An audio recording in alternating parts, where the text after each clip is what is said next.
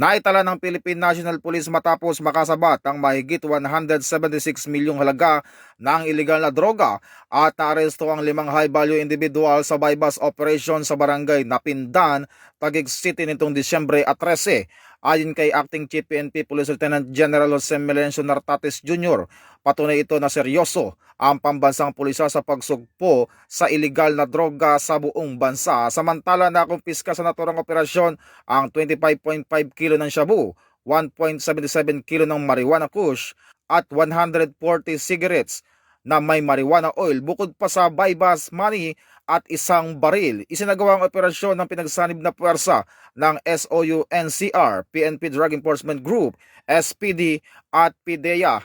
Kasalukuyang nasa kustudiya ng PNP ang mga sospek habang patuloy ang investigasyon. Tinitiyak ng PNP na magpapatuloy ang kanilang operasyon laban sa iligal na droga. Ito ang bagong PNP para sa bagong Pilipinas. Serbisyong mabilis, tapat at nararamdaman.